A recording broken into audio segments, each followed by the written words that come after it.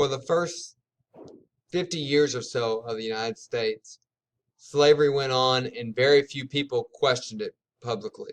People just accepted that slavery was okay. Most people didn't even have in their consciousness that slavery was evil or bad or wrong. It makes me wonder what things we're doing today in 2017 that 100 years from now we will question and think, oh my gosh, why did we not question that back then? Why did we allow these mistakes to continue to go on and this evil to continue to go on? Just something to think about as we go forward. It won't be until the 1830s that the abolition movement will start, movement to end slavery. Before that, people whispered and talked and discussed the end of slavery, but not publicly.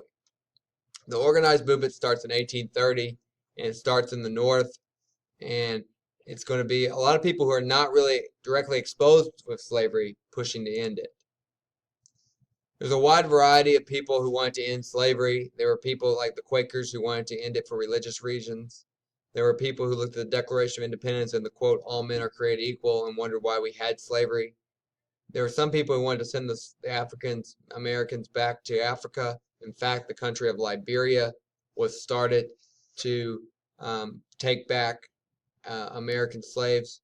Some of the people who wanted to end slavery wanted everyone to be equal and treated equal under the law. Other people did not see African Americans as being equal to whites, but they did not think they deserved to be slaves either. The American Anti-Slavery Society was started by William Lloyd Garrison, and he called for an immediate end to slavery and equality for everyone. He was far ahead of his time in his demands and his thoughts and his actions, and he will get the ball rolling as people start to consider how can we end slavery in our country and move forward. However, his impact was small compared to the impact that actual former slaves had on the abolition movement. Frederick Douglass barely escaped slavery. He grew up a slave, escapes it barely, ends up in the North, learns how to read and write, and he will have the courage to share his experiences about slavery because he lived it. He wrote the book Up From Slavery. People read it. People were shocked. Many of these Northerners had no idea how bad slavery actually was. His books, his speeches will really open people's eyes and create a sense of urgency that slavery must be stopped as soon as possible. Sojourner Truth was a fiery speaker for women's rights and, again, for abolition. Her speeches inspired others to fight for the end of slavery. Her speeches were dramatic, and her impact was just as great because she lived through slavery and she was able to share her experiences with others. There's nothing more powerful than experiencing something. Although they could not end slavery right away in the abolition movement, what they could do was help more slaves escape slavery. So they started the Underground Railroad, which was not a railroad line, although they did use railroads at times.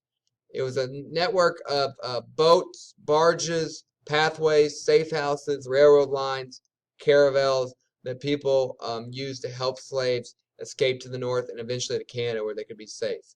Along the way, they had safe houses to hide slaves, give them food and water. There were pathways through the woods, through the swamps. There were leaders called conductors who showed slaves how to escape. It became very effective as more and more slaves began to escape to Canada. However, this just made the plantation owners and Confederates madder and madder, and the route became more and more dangerous as those who were caught helping escape slaves or those who were caught as actual escaped slaves were punished horribly.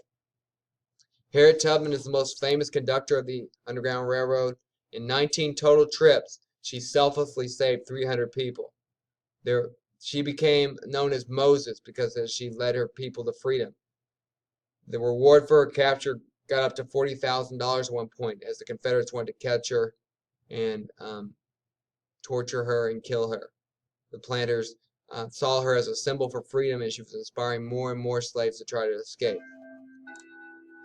There she is in her later years. In her later years, she'll help in the Civil War, and then she also will work for the women's rights movement. Here are the different routes for escaping slavery: up through the Appalachian Mountains, on boats out of Charleston and Wilmington secretly, on boats up the Mississippi River secretly, and up the Wabash and up the Ohio River, and all the way up the Mississippi River across the Great Lakes to Canada, down through the swamps of Florida, down through the deserts of Texas to Mexico. These were the ways that slaves could escape. The journey was hard, and oftentimes slaves wanted to quit. However, leaders like Harriet Tubman would not allow slaves to quit. She pushed them onward, sometimes with threats of violence, to make sure they completed the journey. The risks were terrible. There were horrible, horrible, horrible punishments for those who were captured. Many people did not want to end slavery. Of course, most of the Southerners did not because they used the slaves for work. However, if they would have paid the workers instead of using slaves, they may have been more efficient and made even more money. Some Northerners were fearful that the newly free slaves would take the white person's job. Many people felt that if slavery was over, black people should not be equal to white people. So there's a long way to go for our country.